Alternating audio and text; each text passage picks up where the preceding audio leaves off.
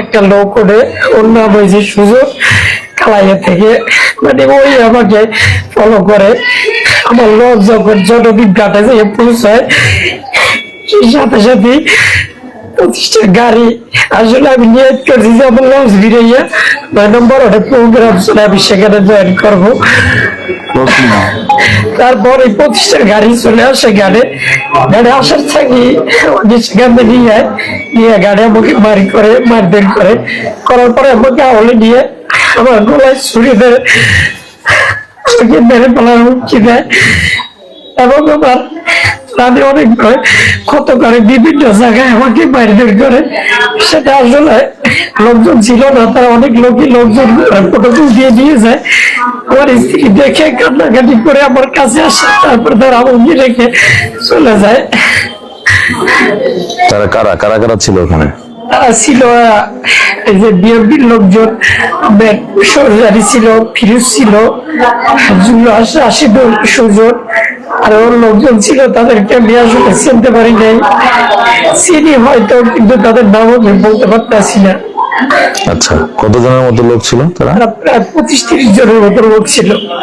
এরা কি অস্ত্র শস্ত্র সহ ছিল? তাদের সাথে সবার সাথে অস্ত্র ছিল। আপনাকে আঘাত করছে কি দিয়ে? আঘাত করছে ছুরি দিয়ে। ছুরি দিয়ে আঘাত করছে? জি। বিএনপি নেতা কর্মীরা? আপনার অপরাধ কি? অপরাধ আমি জামাত করি। আবার কিছুদিন আগে আমি একটা তারা দোকান লুট করেছে, সেখানে আমি সাক্ষী হয়েছি, সেই সাক্ষী দিয়েছি। কেন মামলা সাক্ষী দিয়েছেন কেন? এই জন্য আর জামাত করেন তাই?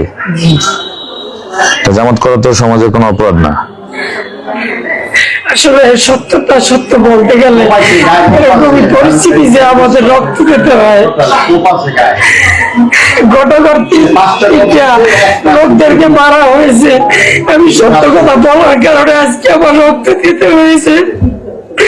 এটি হয়েছে আমাদের দেশের বিচার, এটা সমাজ। এই সমাজে আমাদেরকে থাকতে হয়।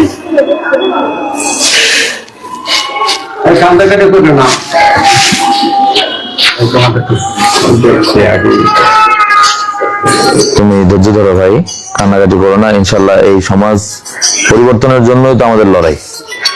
এই সমাজের এই অবিচার, অবহেলা এবং এই ধরনের সন্ত্রাসী কার্যক্রমের বিরুদ্ধেই তো আমাদের লড়াই।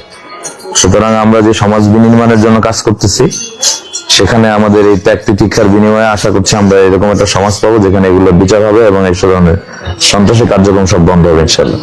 কারণ এই সভ্য সমাজে এখন এইভাবে মানুষকে ছুরি দিয়ে আঘাত করে তাকে ক্ষত করা, তাকে হত্যার চেষ্টা করা, এটা তো দেখে এসে আমরা প্রশাসনকে ইতিমধ্যে জানাইছি। আশা করছি তারা ব্যবস্থা নেবে। তুমি ধৈর্য ধারণ করো, আল্লাহর উপরে তাওয়াক্কুল করো।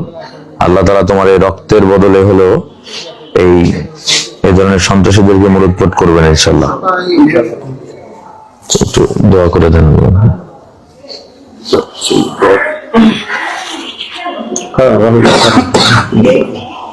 আল্লাহুম্মা আমিন। রব্বুল আলামিন, আমার এই ভাই নির্দোষ, কিন্তু তাকে সন্ত্রাসীরা, বিএনপির সন্ত্রাসীরা তাকে কোপানো হয়েছে। 5টা কোপ দিছে, একটা কোপ বেশি ধরেছে। কাজী আমরা তার সুস্থতা কামনা করছি এবং প্রশাসনের কাছে আমরা বিচার চাচ্ছি, আমরা যেন বিচার পাই। তুমি সবকিছুই জিম্মা তোমার কাছে দিলাম আল্লাহ, তুমি একে পুরো সুস্থ করে দাও আল্লাহ, সুস্থ করে দাও। এবং এই রক্তের বিনিময়ে বাংলাদেশে তুমি ইসলামী সমাজ কায়েম করার জন্য আমাদের এখানকার যিনি নমিনি, তাকে জয় করে আল্লাহ তাকে সংসদে যাওয়ার তুমি তৌফিক দান করো। রব্বির হামহুমা কামা রাব্বায়ানি সগীরা। সুবহানা রাব্বিকা রাব্বিল ইজ্জাতি আম্মা ইয়াসিফুন। আসসালামু আলাল মুরসালিন। আলহামদুলিল্লাহি রাব্বিল আলামিন।